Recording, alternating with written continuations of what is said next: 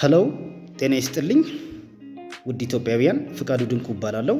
በጥቁር አንበሳ ስፔሻላይዝድ ሆስፒታል ውስጥ ሲኒየር ክሊኒካል ፋርማሲስት ነኝ። ከአዲስ አበባ ዩኒቨርሲቲ ጤና ሳይንስ ኮሌጅ የፋርማሲ ትምህርት ቤት በክሊኒካል ፋርማሲ የጤና ሙያ መስክ የማስተርስ ዲግሪ አለኝ። እንዲሁም ደግሞ ከቅዱስ ጳውሎስ ስፔሻላይዝድ ሆስፒታል ሚሊኒየም ሜዲካል ኮሌጅ በህብረተሰብ ጤና አጠባበቅ የማስተርስ ዲግሪ በጤና ግንዛቤና ማስተዋወቅ ዘርፍ የሁለተኛ ዓመት ተማሪ ነኝ። ዛሬ ወደዚህ ሶሻል ሚዲያ ፕላትፎርም የመጣሁበት ትልቁና ዋነኛ ምክንያቴ በዓለማችን እንዲሁም ደግሞ እንደ ሀገራችን እጅግ አሳሳቢ ደረጃ ላይ የደረሰው እና የህብረተሰብ ጤና ስጋት ስለሆነው የነን ኮሚኒኬብል ዲዚዝ በአማርኛው ስር ሰደድ ተላላፊ ያልሆኑ በሽታዎች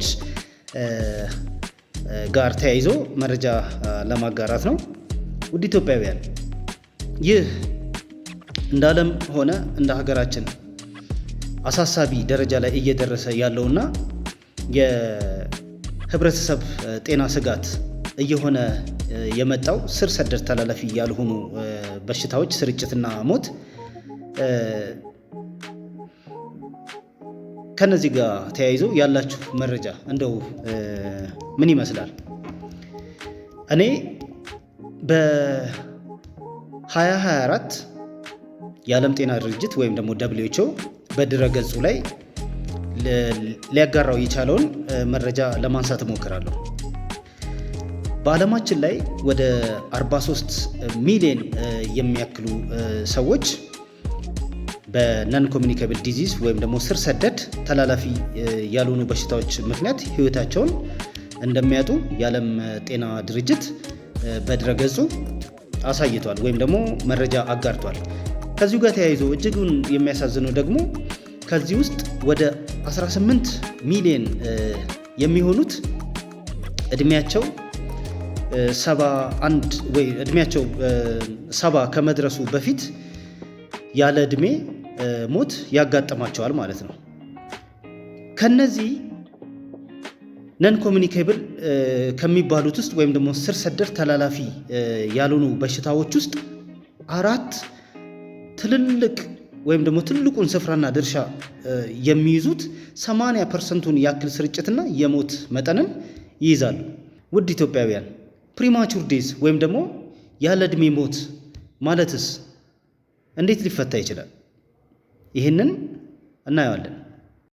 ፕሪማቹር ዴዝ ስንል ሰዎች እድሜያቸው 70 ዓመት ከመሆኑ በፊት በእነዚህ አሁን ባነሳዋቸው የህብረተሰብ ጤና ስጋት በሚባሉ ስር ሰደድ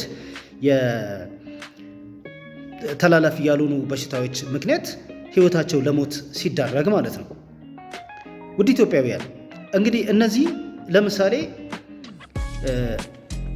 ትልልቅ ዋነኛ የሚባሉ 4 የነን ኮሚኒኬብል ዲዚዝ ወይም ደግሞ ስር ሰደድ ተላላፊ ያልሆኑ በሽታ አይነቶች 80%ቱን ስርጭት እና የሞት መጠን ሊይዙ ይችላሉ። ለምሳሌ ካርዲዮቫስኩላር የሚባለውን ወይም ደግሞ ልብና ከደም ስር ጋር ተያይዞ የሚመጣው በሽታ ወደ 19 ሚሊዮን ያክል የሚደርሱትን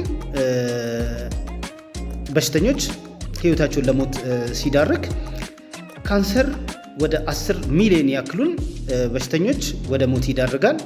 እንዲሁም ደግሞ ከስር ሰደድ የመተንፈሻ አካል በሽታ ወደ 4 ሚሊዮን ያክል የሚደርሱትን ሲገድል፣ ከኩላሊትና ከአይነት 2 ስኳር ጋር ተያይዞ ሊደርስ የሚችል ሞት ደግሞ ከ2 ሚሊዮን በላይ ይደርሳል ማለት ነው። እንግዲህ ውድ ኢትዮጵያውያን፣ ይህ አሁን ያጋራችሁ መረጃ እንደ ዓለም አቀፍ ደረጃ ሲሆን በኢትዮጵያ ውስጥም የነዚህ በሽታዎች ስርጭት ከጊዜ ወደ ጊዜ እጅግ በጣም እየጨመረ መምጣቱን መረጃዎች ያሳያሉ። ለምሳሌ ያክል የኢትዮጵያ ህብረተሰብ ጤና ኢንስቲትዩት እንዲሁም ደግሞ ኢትዮጵያን ጆርናል ኦፍ ሄልዝ ዲቨሎፕመንት የሚባለው በተጨማሪም ደግሞ ኤንሲዲ አሊያንስ የሚባለው የሙያ ማህበራት ጥምር በዚህ ረገድ የራሳቸውን የሆነ የሪሰርች ወይም ደግሞ የጥናት ውጤታቸውን ይፋ ያደረጉበት ሁኔታ አለ። ለምሳሌ ከካርዲዮ በእነዚህ በሽታዎች ምክንያት ኢትዮጵያ ውስጥ በአመት ወደ 219 ሺህ የሚያክሉ ዜጎቻችን ህይወታቸውን ሲያጡ በየቀኑ በየሰዓቱ ወደ 25 ያክል ግለሰቦች በዚህ ህመም ወይም በሽታ ምክንያት ህይወታቸውን ያጣሉ ማለት ነው። ለምሳሌ ስርጭታቸውን ስናይ ካርዲዮቫስኩላር ወይም ደግሞ ልብና የደም ስር ጋር ትስስር ያለው በሽታ ወደ 42% ያክል የሚሆነውን ድርሻ ሲይዝ 17% ደግሞ የካንሰር በሽታ ይሆናል ማለት ነው። ከዚህ ጋር ተያይዞ ወደ 15%ን ደግሞ የሚይዘው የስር ሰደድ የሆኑ የመተንፈሻ አካል ህመም ሲሆን 12% ደግሞ ከዳይጀስቲቭ ሲስተም ወይም ደግሞ ከስርዓተ ልመት ጋር የተያያዙ ስር ሰደድ የሆኑ በሽታዎች ናቸው። እንዲሁም ደግሞ 7%ቱ ኒውሮሎጂካል ወይም ደግሞ ከአእምሮ ጤና ጋር ተያይዞ የሚመጣ በሽታና እንዲሁም ደግሞ የኩላሊትና አይነት 2 የሚባለው የስኳር መጠን 7% ያክሉን ድርሻ ይይዛሉ ማለት ነው። እንግዲህ ውድ ቤተሰቦቼ ይህን ያህል በዓለም አቀፍ ደረጃና እንደ ኢትዮጵያ ያላቸውን የስርጭት መጠንና የሞት መጠን ማጋራት ከቻልኩኝ እነዚህን በሽታዎች በምን ያክል ፐርሰንት ወይም ደግሞ በምንስ አይነት ዘዴ መከላከልና መቀነስ እንችላለን ወደሚለው ጉዳይ መምጣት እንችላለን። ለምሳሌ ከነዚህ በሽታዎች ጋር ተያይዞ የሚመጣውን ሞት በ80% ያክል መቀነስ እንችላለን።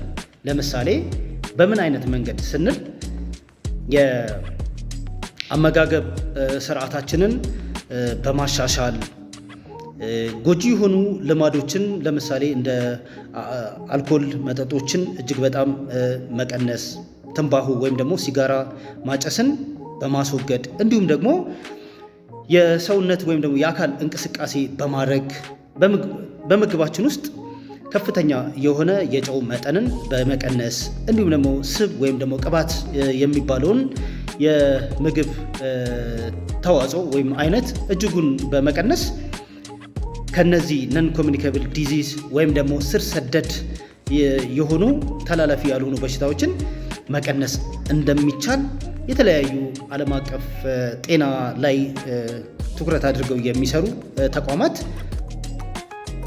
መረጃቸው ያሳያል ማለት ነው። ውድ ኢትዮጵያውያን ከነዚህ እና ሌሎችም ተመሳሳይ ጉዳዮች ጋር ተያይዞ ወቅታዊ መረጃዎችን ለእናንተ ማስተላለፍ እችል ዘንድ እንግዲህ ፔጅን ወይም ደግሞ የራሴን የቲክቶክ አካውንት መከታተላችሁን ወይም ደግሞ ፎሎ ማድረጋችሁን እንዳትረሱ። አመሰግናለሁ። ጤና ይስጥልኝ።